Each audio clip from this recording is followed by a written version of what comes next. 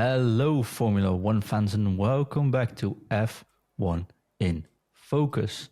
We're back from the Italian Grand Prix, and it's so good to be back and telling you all about it. And if you are unfamiliar with our show, we are the only Formula One podcast where a Lewis and a Max fan can get along in the wonderful world of Formula One and actually stay friendly during a season. Although, with the statements we're getting today, that might be a subject to change. But hey, from now on, we are live every Wednesday evening, 6 p.m. UK, and available on all podcast services around the world. Today, like I say, we talk about the Italian Grand Prix.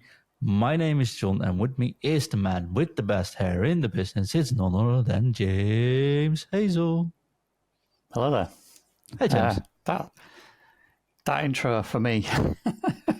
I always have my hair tied back these days, so it's not really the best hair in the business at the moment, but I'll take it anyway, thank you. What do you prefer? The best sim racer between the two? No, definitely not that. No way. We'll find something out. Nah, I'll try to make up a new nickname. But for now, okay, the best photographer to have on a journey with you. Okay, we'll go with that one, yeah. Okay, we'll keep that one. And with the best hair in the business. James. Yeah. We had Monza. Are you a Monza fan? Yes and no. I think yes, for the most part. I think that the problem with Monza, I think, is that they can never quite get the DRS zone quite right, and they try to balance it. I don't know how they try to balance it. Do they try to balance it based on, like this year, Red Bull has a very strong DRS, so they try to balance it based on Red Bull's DRS strength, or I don't know what they're doing, but it does feel like you've got, well, it's not the longest straight on the calendar, obviously, because that's held by Baku, but you got a very long main straight, yeah. And sometimes it doesn't lead to much overtaking. But it's a weird saying that Zandvoort had much more overtakes than Monza did, eh? Yeah. I mean, obviously the weather played a part in that for Zandvoort, but yeah, I do like Monza though. It's a classic track, and I do like it, and I do like that an overtake's not guaranteed at the end of the straight. I think it's not guaranteed anyway. We might end up covering it's that. Not guaranteed. We might end up covering that. Well, it's more to do with how the rules are decided. Yeah. Anyway, before we go into statements. Yeah. Oh, no, let's jump into statements right away if talking about rules. Okay. Both Ferraris should get a penalty for the qualification runs. Boom. Probably. I don't understand why they didn't. I don't understand. Because they slowed down for upcoming traffic. Well, I know that they slowed down, but why did they not get a penalty? Did they release a statement on the reason? Because they slowed down to let other cars make the targets. Okay. So they're saying that the only reason they lost time was if they were effectively being blue flagged. Yeah. But they're not being blue flagged because they choose to drive slowly themselves. So yeah. I really don't get this. But then they've lost time because of fast cars on fast laps that they've surrendered time. Yeah, I don't know, because they've already been given a particularly slow lap to do in the first place. It was like 1 minute 40 something, wasn't it? 41, and they were 9 and 16 seconds over that time. I guess, to be fair, it depends where you might be needing to slow down to let a fast car through. You know, the 9 seconds is a lot. 16 it is, but you know, if you've got a car coming up behind you towards like any of the chicanes really, or the parabolica, you probably don't want to be in front of a fast car on a parabolica, or because true. You would compromise their lap even if you're fairly far in front. Because we saw that in the race. I think talking about DRS a minute ago, I think that's why DRS didn't quite work as well as it does at other tracks, is because certainly when we were watching Max following Sainz, Max would be within like 0.4 of a second around the lap. And then on the parabolica, it'd end up 0.6 behind getting onto the DRS zone. Because I think the dirty air in that section of the track is just it's quite just a way lot too because it's high fast. You speed. can't. Yeah. Yeah. So yeah, I think F1's definitely gone down the route of it's not just a sport; it's entertainment, and there's definitely some rules being bent now and then for the sake of entertainment. I mean, we briefly chatted about it off air during the race, didn't we? We always chat via WhatsApp, talking about stuff. And during qualifying, we both sort of thought, well, they're going to get a penalty. And then why didn't they get a penalty? I think rules, like, I'm glad they didn't get a penalty because it made for a good race. Yeah. Right? It felt very political not giving them a penalty. I think if you introduce that rule and you're an engineer, you should just say, mate, it's okay, but you need to push now. You need to push now. You need to push now. And they were the only 2 cars not getting the timing right. The only 2. What they maybe need... No, I don't know how they fix this, because what I was going to say is maybe the timings need to be slightly different sections of the track, because what the 1 minute 40, whatever it was from the safety car line after they exit the pits up to, I think there was a safety car line before the start-finish line. So maybe they need to tweak those zones or where the timings are measured. But then you potentially don't get around the problem of having all the cars just backing up at the last part of the track. So I don't really know how you get around this. Honestly, I didn't read the directive or the post. The directive was simple. There's a maximum time limit during qualification. That's 1:41. Anyone who cuts over it gets a penalty. So there was nothing in that about potential giving people leeway. Okay. Nothing. Well, maybe... And that's more of my issue. Like, it's the rules there. 2 cars go over it. Yeah. They should get penalized. Yeah, the rules are the rules. That's it. If you're not going to follow the rules, there's no point introducing the rule, because now it felt like guidelines. It's like, hey, we put on new traffic lights here. 2 cars go by, and the cop that's checking is actually like, that's all right, just 2 cars. Yeah, that just doesn't feel right. But hey, I think it's one of those things for the race it worked. I think what they'd probably argue in this is that it's the first time they've tried to use the rules. I'm not saying it's correct. I'm saying this is what the FIA would probably argue, is it's the first time they've used the rules. Didn't quite work out the way they wanted it to. They'll tweak it for future events. I suspect that's what they're going to say. Whether it's because genuinely they think that maybe the way to police it isn't, or the way we thought we'd police it isn't the way to police it, and those particular cars were compromised on their slower lap, or whether they just did it because they didn't want to boot the Ferrari off pole position at Monza. I think the second one felt like it was, they went over the line, Carlos Sainz pole position, on top of the screen, no penalty given. Yeah, it was pretty immediate. Yeah. So it felt like, that's okay, and I definitely agree with you. You have to try something. I think it's generally speaking, I think it was a good solution for this issue. Yeah. For new listeners, can you quickly explain what the issue is? Yeah. Actually, I think it's a good idea, as long as they get it figured out and then they are crystal clear on what the rule is, how it's policed, and what happens when you break the rules. Other than that, yeah. Can you explain why they made the rule in this particular track for the new listeners or new fans? I'm assuming this is to prevent what happened a few years ago where at the start of Q3, which qualifying was it? Was it Q3? Q3, yes, but it also happened during a GP Formula 2. Yeah, when like 1 or 2 cars got across the line because they're all backing each other up. So much so that it's because of the... Yeah. It's because of the tow you can give someone. Yeah. So they're all trying to get a tow whilst all the cars in front are trying to prevent a tow.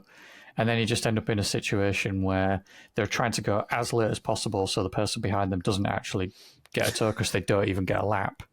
And then you don't get a Q3 effectively because it was such an anticlimax when that happened. Also, do you still want to name it Parabolica or do we want to call it Curva al Boreto? That's your official name these days, eh? Is it? I just always think of it as the Parabolica. Yeah, same. It's been 2 years now since it's been renamed, and I can't. I still call it Parabolica as well. Yeah. But I got corrected this weekend a couple of times by friends.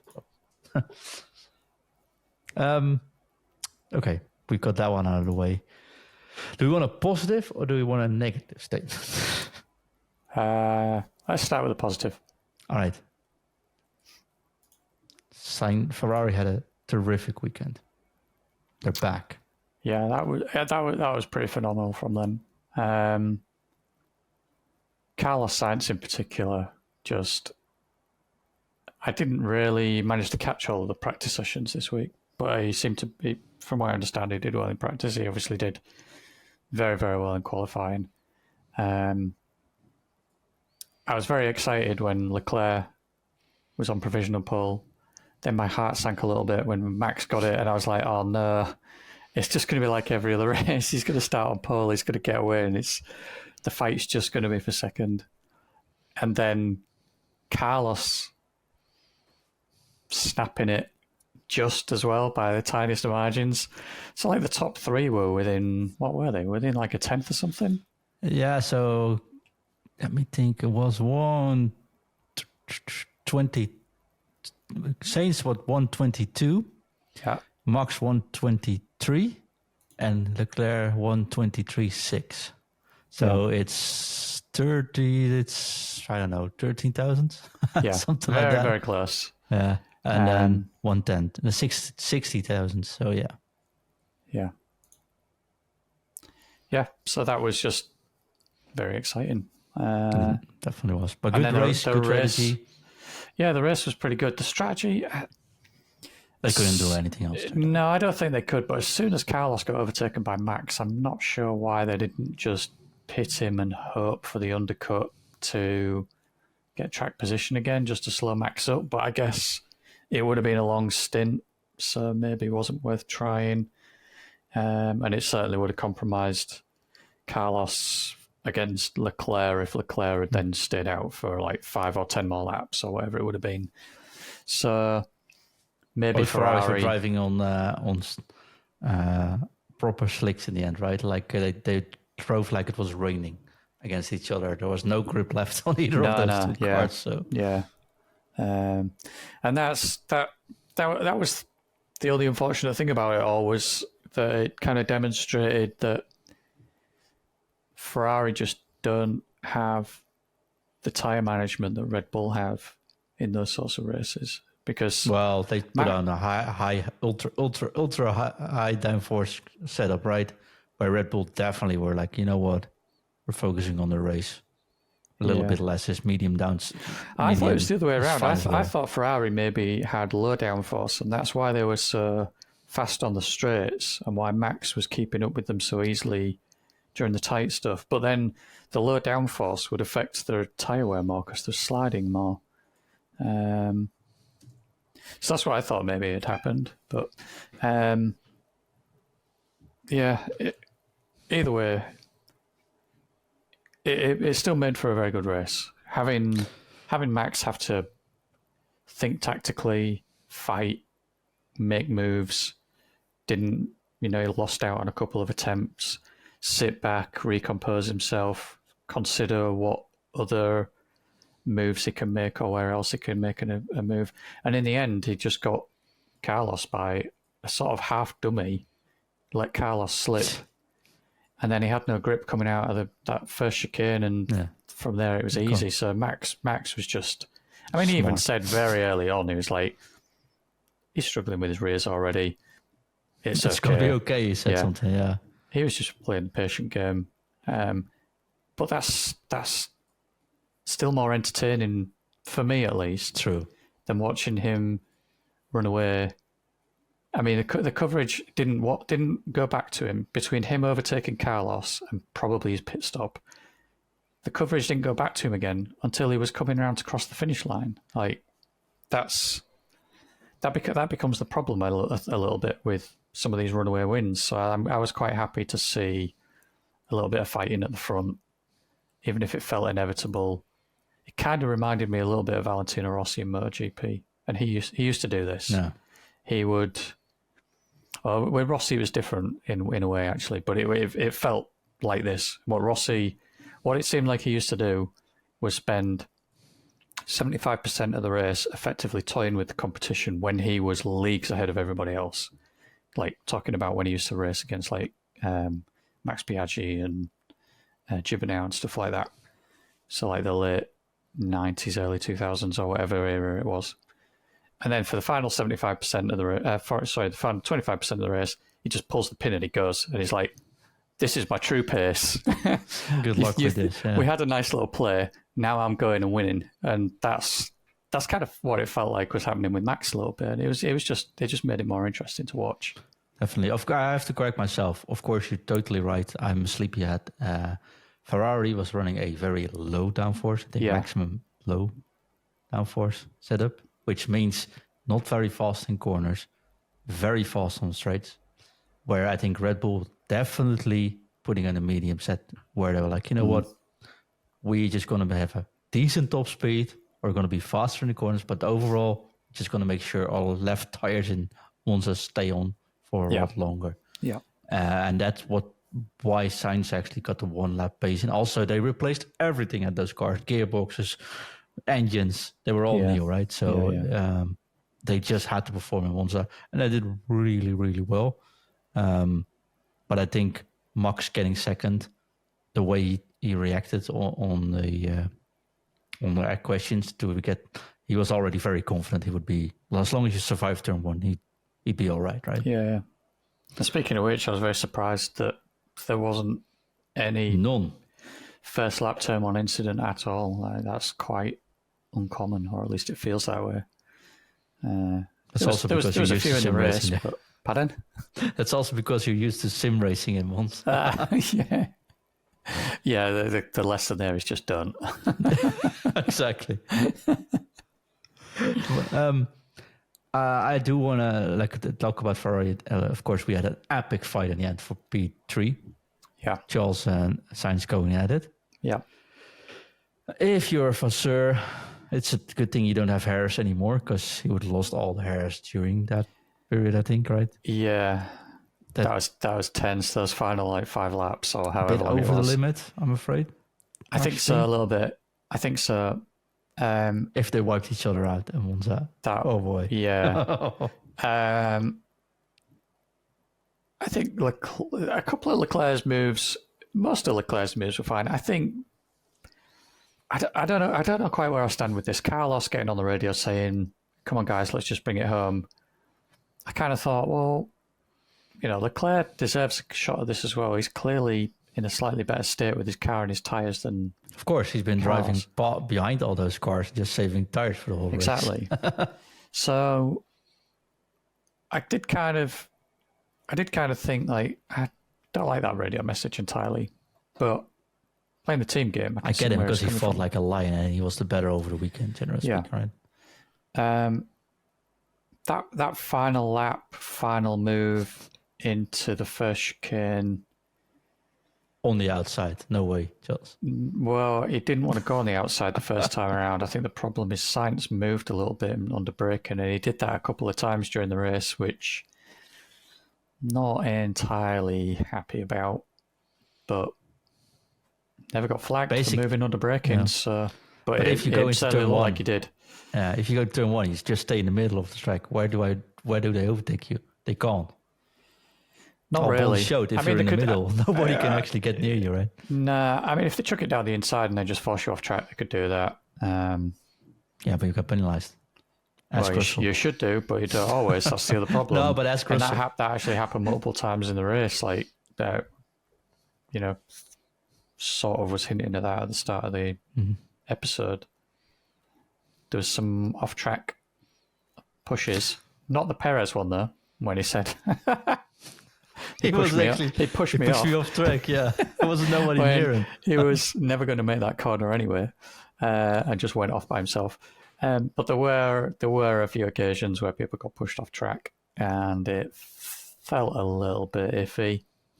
I mean, it certainly could have been done in that corner. Hamilton and Albon behaved themselves around there. Next corner was a bit of an issue for Hamilton, though. Yeah, for Hamilton, yeah. But yeah, there was a few instances of pushing people around a little bit, or just yeah. But I suppose the drivers were just starting to get desperate because DRS wasn't. It wasn't just that given overtake that it sometimes can be. So, but yeah, I liked that. Quickly talk about penalties. yeah. There's a lot of comments saying some of these penalties weren't harsh enough. I just wanted to say, give my take on it, and you can respond if you want. Is this in particular Hamilton only getting 5 For example, Hamilton, but also Russell. Hamilton was wrong. Hamilton got a penalty for that. He still made up for the pace because it was a new tire. He got lucky to get away from it. Yeah. That's just life. The penalty is 5 seconds for everyone. Sometimes you're unlucky, you get damaged, or you'll be screwed over because, for example, Sainz hit a couple of weeks ago where he got a safety car at the end. Then those 5 seconds really hurt you. Yeah. This situation, Lewis was in the wrong. Lewis got penalized deservingly, but he's just got a faster car and should not be punished for having a faster car. So in this case, it fell up his way, and I was very sorry for Piastri, but I think this is sometimes how racing goes. Yeah. Same with Russell. He was wrong, got a penalty, made up for it. The Sky coverage, which I guess is also the world feed coverage, or at least it is in some countries or most countries. I don't know for certain. It is, but I'm definitely they had Mercedes. I can't remember his name. That's going to bug me. But they had the Mercedes communications director, I think his title is, sort of available on via their pit wall or wherever it was. Mm-hmm.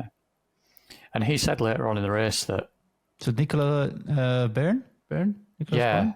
That sounds right. I remember it begins with a B. He said later on in the race that the Russell thing, it wasn't worth him surrendering the time that it would have cost him to give the place back in the instance that he was involved in by the time they kind of realised what happened, because he would have lost more than 5 seconds by waiting to let Ocon back through. I think it was Ocon, wasn't it? The Hamilton one, that was a bit of a silly move from Hamilton. I don't know where he was looking, but he didn't leave enough space. What I do find a bit weird about that is that who was it with Perez? Perez wasn't left any space, was he? But Perez, there wasn't any contact. Perez just kind of dipped it from. Was that with Charles? Might have been with Charles or with Sainz. Sainz, I think with Sainz, where if they hit, Sainz would 100% also get a penalty. Yeah, but because the contact was avoided, there was no penalty for not leaving space. Nope. Although the penalty with Hamilton wasn't to do with space, it was about causing a collision. And that is the 5 second penalty is the standard penalty. The fact that Hamilton then went on to overtake and make up the time, that's just the way it is. Exactly. Because I don't think if you drive a Haas, you can do this and it's okay. And if you drive a Red Bull or a Mercedes, it's like, okay, now you get 15 seconds because what happens? They can't change it based on the car's pace. Exactly. That's just further punishing teams. And he might have just easily knocked himself out there as well. So. He could have done. He could have wiped. I mean, he was very lucky that he didn't get any damage. That didn't slow his car down. Mercedes are built like tanks, though. I think these cars can just drive in a wall still. He could have taken some floor damage, similar to like what Max had. Which race was it last year when he? Silverstone last year, wasn't it? He took some floor damage and he lost like nearly a second or more pace. Fought with Schumacher to get in the points. Yeah, exactly. So that could have happened to Hamilton. He was just lucky that he didn't take a lot of damage. And also he had pace because he was on an offset strategy compared to everyone else. If he'd been on the same strategy as Russell, he wouldn't have been in that fight because he'd have already been with Russell. So he was faster because he was on a different strategy that meant he would be faster at the end of the race rather than at the beginning of the race, like everyone else. He was very lucky with the strategy because when he started on hards, we're like, I'm not sure that's a great idea, Lewis. Nah, it didn't really But work out very well at Zandvoort for him, did it? But anyway, had to it take a seemed risk, to I pay off guess. in the end, even though it looked like tyres might not have lasted. He was going to do a very long stint on the mediums. But anyway, Great race by George. Sorry? I have to admit that was a great race by George. Yeah, just very... Didn't see him anywhere, but even with a penalty, got there. He was quite quiet in the end. Once his fight with Perez was over, he just kind of settled in and just brought it home in fifth, kind of in no man's land, really. He was quite far behind Leclerc, wasn't he? And he was quite far ahead of Hamilton in the end. So, But yeah, solid drive. Solid drive. Talked about penalties. I got breaking news. Want to hear it first? Yeah. It's about the cost cap in 2022. All right. Nobody breached it. Official statement. Nobody. Okay. Nobody on the investigation. Nobody breached it. Well, that's good news because we don't want that controversy halfway through the following season. Exactly. After a season. Done and dusted. Not even Aston Martin. No Red Bull. The rumors, stuff like this. Yeah. No, it's close, good. They say. I'm glad about that. I'm glad about that. And hopefully, I just hope more of the team principals will just show up about it in future. I think Zach Brown was talking a little bit about it again, wasn't he? And then there was, I can't remember who it was, but a couple of people, and there's been a couple of people have talked about the rumours because there was a rumour that Aston Martin might break it again. But yeah, that's good. So that's out of the way. Yep. I do want to talk about someone though. I got a little bit on the rant, and I'll try to make that a statement. If you get 10 wins in a row, no matter who you win, who you are, that's amazing. Right? Mm-hmm. Period. Yeah. We talked about consistency last week. It's one of those records which you said, it could be broken. I was like, I'm never going to see this happen in my life again. So how can Toto say it's just a record that doesn't care anybody? Nobody cares, and it's just a Wikipedia fact that nobody reads anyways? What is this for salty? I kind of knew this was coming. I don't buy it as being salty. I think this is... Even Damon Hill went off to Toto Wolff.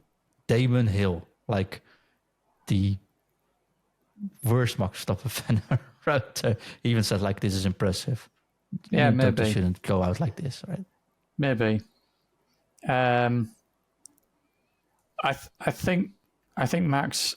sorry, not Max. I mean, first of all, I don't care. I don't... I mean, I saw the statement, and I don't get particularly wound up about it one way or another, to be honest. I don't think it's true. I think what Max has done is impressive. I think the idea that it'll never be broken, like, if he continues the run, if nothing happens and he doesn't, I think the main things that are going to slow him down is going to be either Perez managed to have one of his amazing races like he had at, say, Jeddah. Could happen in Singapore, though. Yeah.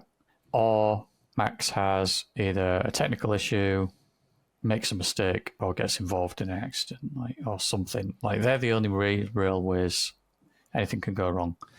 I suppose, there's fluke, red flags, and safety cars that might be bad timing for him or anything. He lost Miami due to a bad timing safety car. Exactly. There are actually a lot of variables that can prevent a streak like this. And I think if Max carries it on, then yeah, it's probably going to be very difficult for anyone to beat it. I think 10 versus 9. I think I like I said last week, I felt like this was always on the cards, even since 2014, just because, and it was always guaranteed to happen at some point, because Vettel sets the record in whatever year it was. So was it 2012? I can't remember off the top of my head. Vettel sets the record during that peak in his career, winning 2013. 2013. Oh wow, was that late? Okay. So, but then, everyone's like, wow, you've got a great driver and a great car, and this sort of thing doesn't come around very often. And then literally the next like 3 seasons in a row, it could have happened. True. So it's like, doesn't make it feel that it was special. Don't get me wrong, but it doesn't feel like it's that impossible because all it takes is that perfect storm.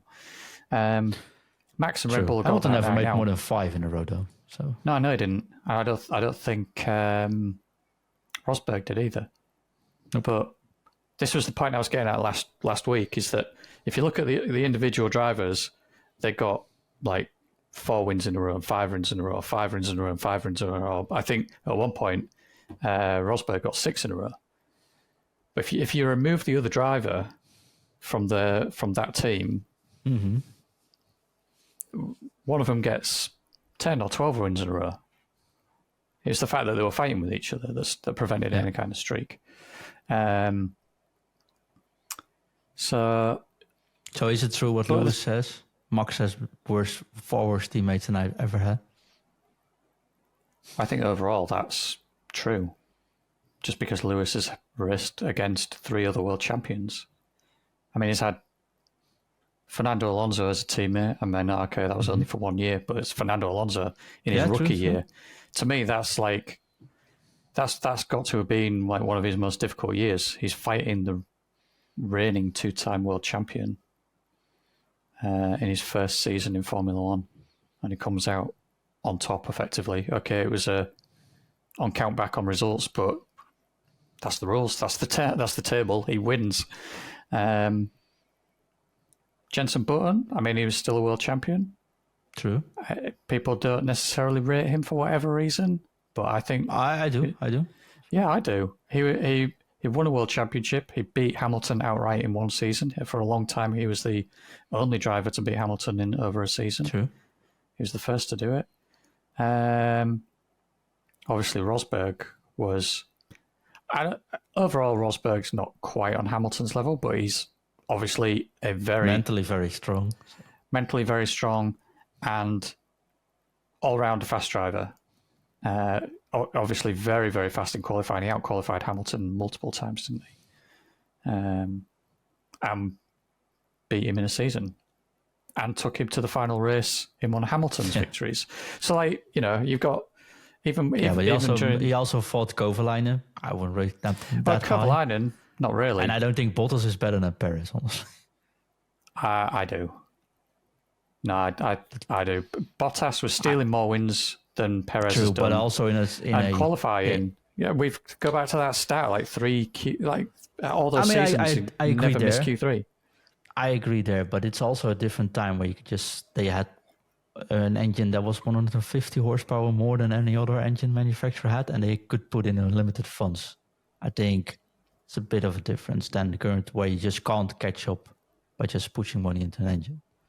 So but then you could I would say rate Bottas higher than Perez, honestly, but I do get what you're saying. But then you could say the same thing about Vettel's. Daniel Ricciardo is very good, though, right? Yeah, Daniel Ricciardo is very good. I don't disagree with that.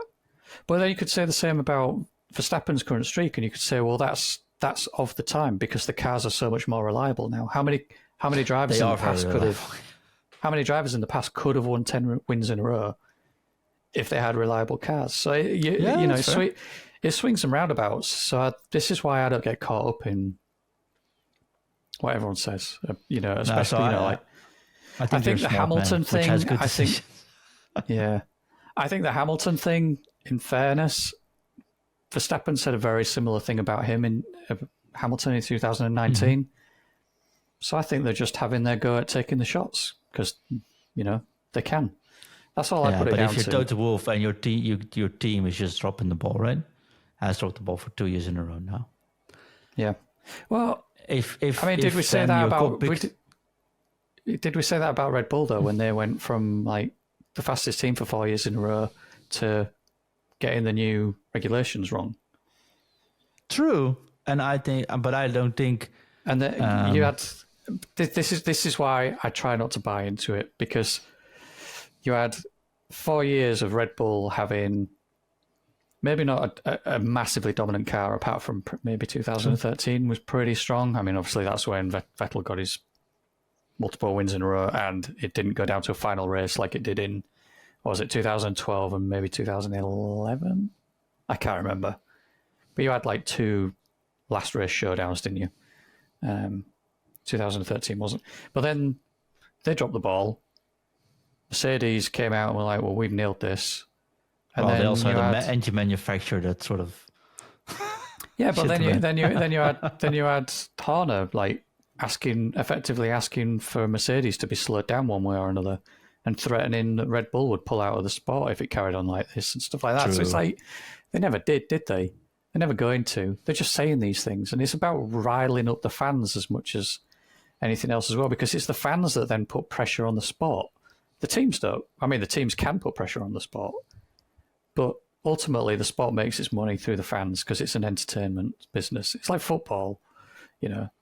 So if the fans get riled up, then the sport in general might have to do something.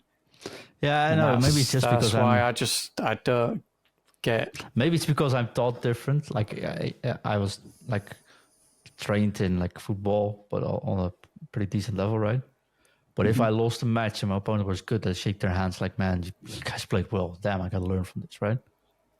I never was like, yeah, you won because of, I know the wind was in your back, or right, it's because of the light shown in my eyes or whatever. I always respected the other one's performance. And I think that's how athletes are usually trained. I think You there don't, is there has been you some don't respect. usually see, yeah, but you don't usually see when someone breaks a record in the NBA, for example, you see other players comment like, that's pretty impressive, bro. Congrats. So it's for us to break, right? But only in Formula One, you see teams going directly against that, negate that, and going like, oh, well, I really don't care. It's not too much of an effort. It's like, you never see that anywhere else, though. I think only in Formula One, you put it out there so directly, it's so blunt. And maybe it's the cutthroat sport, but it feels so. I don't think Max will lose any sleep over it, though. Total saying No, that. Max isn't going to care. Max is winning. He doesn't care. He's enjoying winning. It doesn't matter what somebody says. It's not going to take Why away should his you downplay achievements. this thing? Because I get it. Some people would say this is bad for the sport, but it's also how very impressive that he is able to put in a streak like this, I think. And you say like that Yuki gets his engine guts out just before the race starts, right? The same engine Max has in his car. So getting it 10 races in a row, keeping it straight, not losing engine power, not losing any like I think that's impressive on its own. Lewis lost the championship because of an engine blow up, one of the rare things, right? Yeah.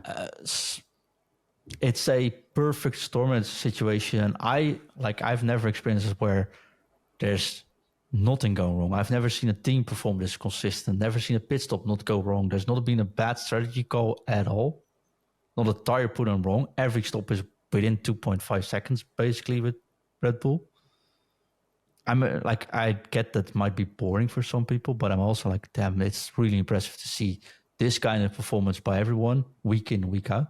And they keep on doing it. Of course, they won't win everything. They might even lose Singapore. We'll talk about that next week. But I am enjoying the fact not only of a fan, but like this is really impressive as from a sportsmanship situation that everything just goes right all the time. No, I'm a Max fan. I mean, true, right? And I'd rather see them fight. I'm a Lewis fan. I can still appreciate what they're doing. That's what I'm saying. And you won't say like it's a shit performance or it's just luck. No. Anyways. Chris sends in a question that says, does Max need a challenge next year? And who is going to be the challenger? I mean, he doesn't need it.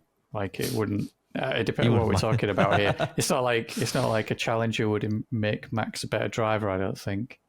I think Max is currently in his prime. He's also cutthroat. Like he's not even giving away his sixth place to Paris last year. He's not giving up on the win this year either, right? He's just my only worry. I don't know. I sincerely hope that we have a challenge next year.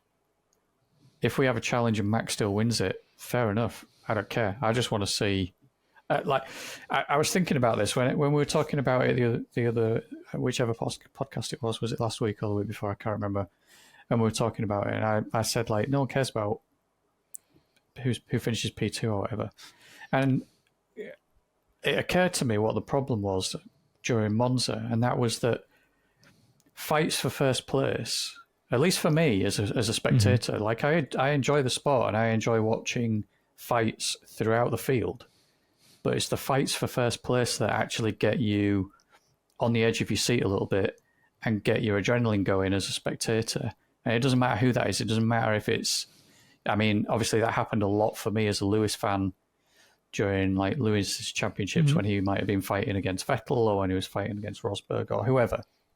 Well, this is the point, even though. If they fought against Vettel, Ferrari was in the race back then as well, right? Exactly, yeah. Well, until Germany and stuff. But hey, you know what happened? Their engine suddenly slowed down, but not because they were cheating, because it just slowed down. But sorry, what I was getting at is that the thing for me is the adrenaline, that might sound weird just as a spectator, but you know what I mean, the excitement you get and the edge of your seat that you get from a first place fight, and that's why I want to see somebody fighting Max for victories in races going forward, whether it's later on this season or whether it's next season or the season after, whenever it's going to be, as long as it happens at some point, because I just want to see fights for first, basically. That's why I'm... And I agree. Even as a Max fan, I like this weekend a lot more because it was fighting, right? Yeah. I mean, Zandvoort, I just hope he wins this week. I was like, let's get him the victory. Now he win. Now he has the 10 in the win, 10 in a row. Please make it exciting on top. I mean, I'm all for it, but I'm also like, maybe I just want to see that perfect Red Bull season now. They win 14 out of 14 races. They win 24 out of the last 25 races. Win everything this year and just set up that, like, that's also impressive. And what I'm getting at, it's impressive and winning everything, right? It's impressive, but going back to the Wikipedia comment, it doesn't look good to me when you view it as a stat like that, and you just look at, you look at a table. Where was the race? True. Who was the victor? Which team did they race for? And you look down that column, and it's just Red Bull, Red Bull, Red Bull, Red Bull, Red Bull, Red Bull, Red Bull, like that. Yeah, but it's like to win a Grand Prix is hard enough. To win 14 out of 14 is insane. Yeah.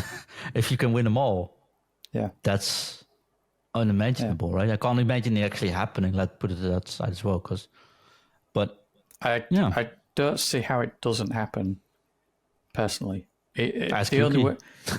Well, no. Do you really think, based on the reliability they've had this season, that Max and Perez are going to have mechanical failures in the same race? To me, the chances of that happening just seems so slim at this point. I think the only way, because unless I get what Perez you're saying, but massively screws up, which he has done, to be fair. Exactly, yeah. But it should be Max wins, Perez comes second. That's how it should be. That's how it happened. That's what we got in Monza. That was the classic Red Bull 2023 race this year. Perez even starting from 4th or 5th or wherever he was on the grid. He had a great race, though. Still manages to get through the field, still finishes second, even though he's 6 seconds behind. So, unless either the two of them wipe each other out, I just don't see how it doesn't happen, because if Max has a failure, Perez wins. And if Perez has a failure, well, Max is probably going to win anyway, because Max is probably already in front of him anyway. So I think the chances of the full Red Bull streak are very, very likely at this point. Like I said, though, there are variables. Like, a very unfortunate red flag could screw them. Or not even a red flag, like a safety car, or... And there are things. I think a poor safety car can change everything, right? So I'll wait out to see. Yeah, I mean, you could have a situation where they just pass the pitch, someone gets a red flag, and suddenly there's 13 or 14. So, or even they haven't done that, but they don't think they can afford to pit because they lose track position, but the other cars do, and then they get bunched back up, and then they overtake them on the faster tires, whatever. Like, there are ways that it can go wrong for Red Bull. So Although they're very, very good at tactics lately as well. So we'll see. We'll talk about Singapore next week, though, because else this podcast will take forever to do. Yeah. James, there's one thing I wanted to highlight. I want to just quickly graze over it. Yeah. Alpine, horrific weekend. Dramatic. I don't even have word. Disgraceful, maybe even. Yeah, that Formula 2 cars driving on the grid in qualification and practice and racing pace. Oh my gosh. pretty horrendous. What happened with Ocon? You're gonna have to remind me what happened there because he did. I don't know. He did not finish, but I don't know what happened, honestly. But he probably just parked the car like I'm done for this week. their pace was just nowhere.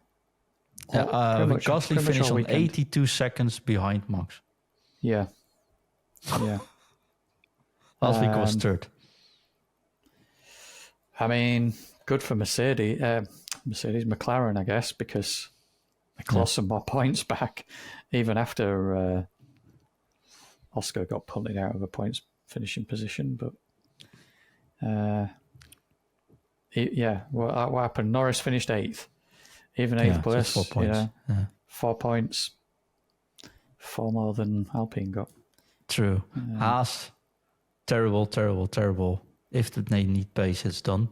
They finished 1 lap behind everyone else, 17th and 18th. Yeah. But the worst one this weekend, the absolutely Lance Stroll. I'm sorry, but 87 seconds behind, more than 60 seconds behind his teammates, something like that. Is unbelievable. Qualification lost, practice always lost. Mate, just stop because this is getting disgraceful. When you look at him compared to Fernando in this race, you wonder how he's even in Formula One. Exactly. I mean, obviously, his dad runs the team, but I was just going to say, like when you were giving Alpine a load of stick, I was sat here thinking, we can't do this without talking about Stroll. Exactly. Yeah. No, but this is I can't even. It's like Stroll sets a 1:22.8 in qualification. 22.8, right? Yeah. Where if you look at our dear friend Alonso says 22.0 in the first queue. Yeah. It's 8 tenths faster. With a 120 and 121.4 in the end. So that's a 1.4 second difference. Q1 as well was very close as well, wasn't it? Let's have a look. 21.9 versus a 22.8. So less than a second in Q1. And the 22.8 was Lance Stroll. Yeah, exactly. Yeah. There was no one else doing like this. But you've got a second, less than a second covering the entire field. And somehow Lance Stroll is 8/10 of a second slower than his teammate. Doesn't quite add up, that does it? It's a bizarre result. Yeah, it's like, and then I see Liam Lawson drive this weekend again, pretty impressive. Not doing any funky stuff, but just being sensible, smart, good driving, doing a lot of experiences on. Almost got in the points as well, I think. It's just a shame some of these talents can't get in Formula One because of drives like Stroll, right? Yeah. Sorry, I've misread the results there. 21.9 was not the fastest time in Q1. But either way, he's 8/10 of a second slower than his teammate in a pretty tight field. That's a big gap. He finishes 14 seconds in the race after or behind Lawson, who's in the second Formula One race in the worst car on the grid. Yeah. It's just it's not a good look for him, is it? No. We'll talk about him shortly because it'd be a miracle if he survives Singapore, but we'll talk about that next week. Yeah. Well, he will survive it, I hope. I don't mean it that way, not literally. But it'll be a tough weekend for him. Yeah, exactly. It'll be a tough one for him. Yeah. Right. Anything else to add before we discuss pre-Singapore next week? just some great defending from Albon. Great race from Albon. I mean, I feel True. like we say this almost every weekend right now, but It's unfortunate there's no team available for him next year to actually make a push. well, I don't know. I think sticking with Williams for a year or two might be okay for him. Williams have made some pretty bold moves, haven't they? And True. apparently they've got more people lined up that they're not allowed to announce yet or can't announce yet. So I think Williams. Yeah, what's that all about? Yeah, but they certainly seem to be trying to develop a team better than where they've been in the like the last 3 or 4 years, or however long it's been, which is good to see. So hopefully it pays off for Albon. Yeah, good race, definitely. And of course, kudos to Bottas for getting a point in a stunning car. Yeah, that Alpha was just gorgeous. I really like that livery. I like the Ferrari as well. They're back to the black and the yellow, a bit like last year, but slightly different. But it looks really good. Yes, I like the suits as well. Yes, definitely. Yeah. Should we talk about predictions? Nah, we still have a week, I think. Oh yeah, of course we do. We got a week in between, so I'd say wishful thinking. Yeah, and I even saw the meme. It's not race weekend. Yeah. Damn. No, and there's nothing controversial to talk about. There's no cost caps being broken. There's no wars being fought out. Daniel Ricciardo will not make Singapore, but we already thought about that. But he's probably not even going to make the race after it, they said. Yeah. So next week we'll definitely have to discuss Singapore, and we'll definitely have to discuss Daniel Ricciardo's future in F1 when Liam Lawson does stay competing. Is it an issue for Red Bull? Find out next week. Yeah. See you next week, buddy. Then. All right. See you later. Bye-bye. Bye-bye.